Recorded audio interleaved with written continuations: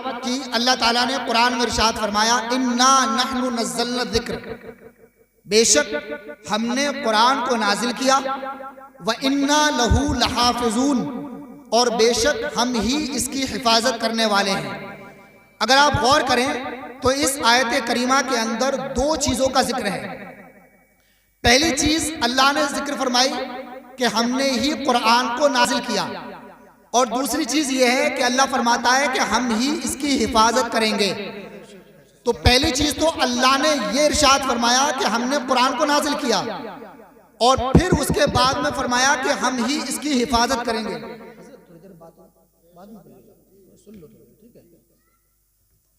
پہلے قرآن میں اللہ نے یہ فرمایا کہ ہم نے ہی قرآن کو نازل کیا، اور پھر اللہ نے یہ فرمایا کہ ہم ہی اس کی حفاظت کریں گے۔ تو قرآن کو نازل کرنے والا کون ہے؟ اللہ۔ قرآن کی حفاظت کرنے والا کون ہے؟ اللہ۔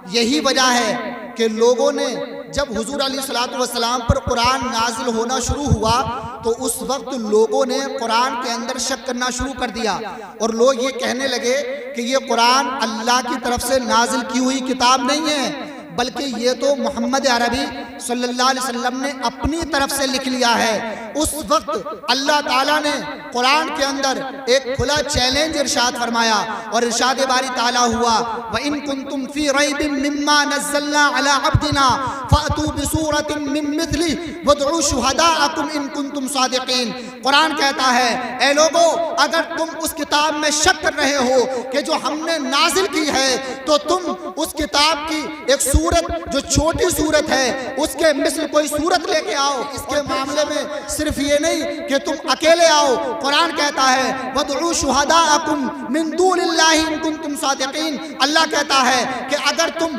اپنے معاملے میں سچے ہو، اپنے دعوے میں سچے ہو کہ قرآن اللہ کی کتاب نہیں ہے بلکہ حضور نے خود بنا لی ہے، تو سن لو، اپنے تمام حمایتیوں کو بلا لو اور قرآن جیسی کوئی ایک چھوٹی سورت بھی لا کر دکھا دو، مگر قسم خدا کی تاریخ شاہد ہے آج تک جب سے قرآن نازل ہونا شروع ہوا اس وقت سے لے کر آج تک کسی کے اندر یہ ہمت، یہ طاقت، یہ پاور پیدا نہ ہوئی، کوئی ایسا بائکلال پیدا نہ ہوا کہ جو قرآن کی ایک چھوٹی آیت کی مثل بھی کوئی آیت لے کے لا سکتا تھا، اور لاتا بھی کیسے جب قرآن میں اللہ نے خود فرما دیا اِنَّا نَحْنُ نَزَّلْنَا الذِّکْرَ، بے شک ہم نے ہی قرآن کو نازل کیا ہے، ہم ہی اس کی حفاظت کریں گے۔ جب اللہ ہی قرآن کو نازل کرنے والا ہے، قرآن کی حفاظت کرنے والا اللہ ہے، تو بھلا بتاؤ قرآن کو کوئی کیسے مٹا سکتا ہے؟ قرآن کا مقابل کوئی کیسے لا سکتا ہے؟ اللہ نے قرآن کے اندر خود کھلا چیلنج ارشاد فرما دیا، ہم نے ہی قرآن کو نازل کیا ہے اور ہم ہی اس کی حفاظت کریں گے۔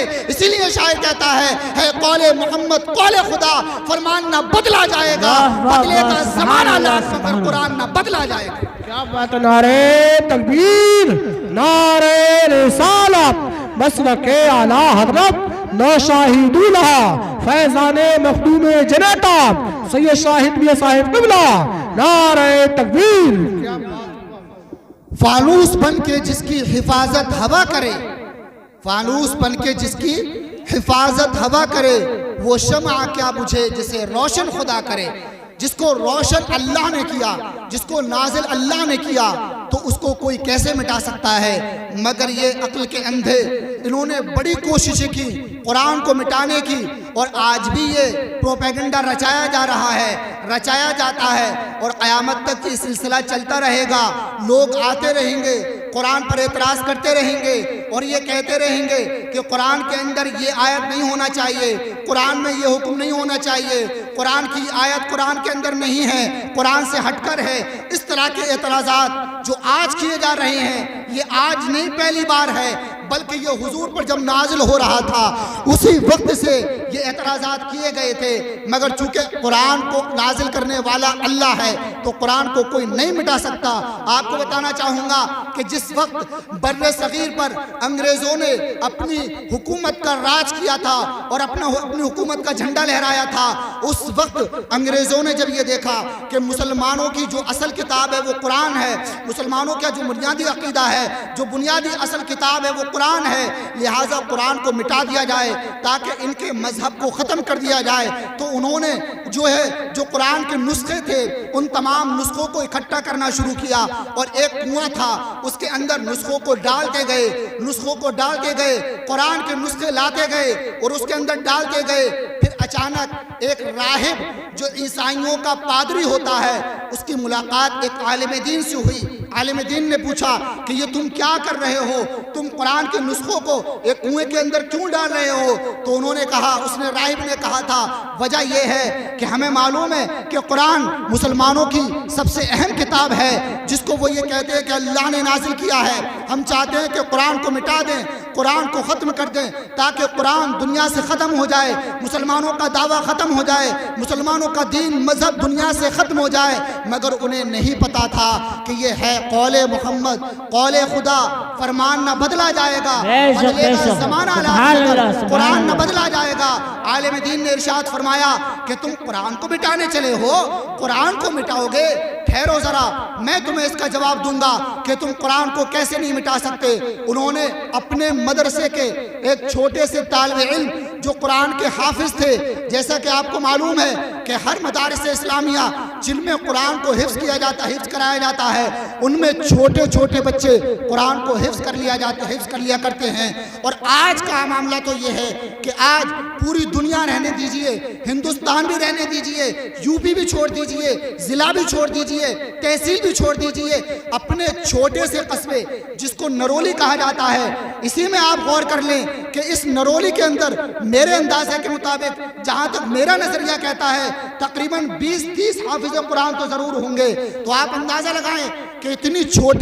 چھوٹے سے قصبے میں جب 20-30-50 حافظ ہو سکتے ہیں تو سوچو پوری تحصیل چندوسی کے اندر کتنے ہوں گے، اور پھر ضلع مراد آباد میں کتنے ہوں گے، پھر یو پی میں کتنے ہوں گے، پھر اس کے بعد ہندوستان میں کتنے ہوں گے، اور پوری دنیا کے اندر کتنے حافظ ہو سکتے ہیں۔ تو جب عالم دین نے یہ کہا کہ میں تمہیں اس کا جواب دوں گا کہ تم قرآن کو کیسے نہیں مٹا سکتے، اب ان عالم دین نے ایک چھوٹے سے بچے کو اپنے مدرسے سے بلایا اور ارشاد فرمایا، اے بچے فلاں سورت سے پڑھنا شروع کرو۔ قرآن کو اس بچے نے سورت سے پڑھنا شروع کیا، پھر وہ کہنے لگے فلاں رکوع سے پڑھنا شروع کرو، اس بچے نے پڑھنا شروع کیا، پھر وہ کہنے لگے فلاں آیت سے پڑھنا شروع کرو، اس نے پڑھنا شروع کیا۔ وہ راہب بڑی گہرائی اور بڑی گہرائی سے دیکھ رہا ہے، بڑی حیرانگی سے دیکھ رہا ہے، اور وہ کہنے لگا یہ کیسے ہو سکتا ہے؟ ایک چھوٹا سا بچہ جس کی عمر ابھی 8-10 سال ہے، اس نے قرآن کو اس طرح سے حفظ کر لیا ہے کہ اس سے جس آیت کو کہا جائے وہ پڑھتا ہوا نظر آ رہا ہے، جس سورت کو کہا جائے وہ پڑھتا ہوا نظر آ رہا ہے۔ تو وہ راہب یہ کہنے لگا اور اس کہنے پر مجبور ہو گیا کہ میں نے مان لیا ہے کہ قرآن یہی سچی کتاب ہے جس کو اللہ نے نازل کیا ہے، اور اللہ اس کی حفاظت کرنے والا ہے۔ اس لیے کہ اگر قرآن کو مٹانے والے قرآن کے نسخوں کو اگرچہ دنیا سے ختم کر دیں، مگر قسم خدا کی دنیا سے نسخے اگرچہ قرآن کے ختم کر دیے جائیں، مگر یہی چھوٹے چھوٹے بچے جو قرآن کے حافظ ہیں، جب ان سے کہا جائے گا تو یہ قلم اٹھائیں گے اور قرآن کو الحمد سے لے کے والناس تک لکھتے چلے جائیں گے۔ اس لیے کہ ہے قول محمد قول خدا، فرمان نہ بدلا جائے گا، بدلے گا زمانہ لاکھ مگر قرآن نہ بدلا جائے گا۔ نعرہ تکبیر، نعرہ رسالت، فیضان قرآن عظیم، فیضان قرآن عظیم، مسلک اعلیٰ حضرت سید غلام جیلانی صاحب قبلہ، سید شاہد میاں صاحب قبلہ، نعرہ تکبیر، نعرہ رسالت۔ اس لیے قرآن کو سکھانا اپنے بچوں کو ضروری ہے، کیونکہ قرآن ایک ایسی کتاب ہے جس کے اندر پوری ضابطۂ حیات کو بیان کیا گیا ہے، شروع سے لے کے آخر تک۔ یہاں تک کہ قرآن ایک ایسی کتاب ہے کہ جس کے اندر ما کان و ما یکون کا ذکر ہے۔ ما کان کہتے ہیں جو چیز گزر گئی، اور ما یکون کہتے ہیں کہ جو چیز آنے والی ہے، یعنی ماضی اور مستقبل، ایسے کہہ لیجئے پاسٹ اور فیوچر، یہ ساری چیزیں قرآن کے اندر موجود ہیں۔ قرآن کے اندر یہ بھی ہے کہ قیامت تک آنے والی کون کون سی چیزیں ایجاد ہو سکتی ہیں، مگر ایک قول مشہور ہے کہ جو جتنی جانے اتنی ہی تانے، جس کو جتنا علم ہوتا ہے قرآن کی ایسے ہی وہ تفسیر کرتا نظر آتا ہے۔ آئیے میں آپ کو بتانا چاہوں گا تاریخ کے نظریے سے کہ جنہوں نے قرآن کو سمجھا، جنہوں نے قرآن کو سیکھا اور تو انہوں نے قرآن کے ذریعے سے اپنے راستوں کو ہموار کر لیا۔ جب لوگوں نے ان پر دنیا کو تنگ کیا تو انہوں نے اپنی دنیا کو تنگ ہوتے ہوئے اپنے آپ کو انہوں نے کمزور محسوس نہیں کیا، بلکہ قرآن کی طرف گئے، قرآن کی طرف دوڑے۔ جب قرآن کو انہوں نے پڑھا، قرآن کو سمجھا تو دنیا والوں نے جو راستے ان کے لیے تنگ کیے تھے تو الحمدللہ قرآن کی برکت سے انہوں نے اپنے راستوں کو ہموار کر لیا اور اپنے راستوں کو اختیار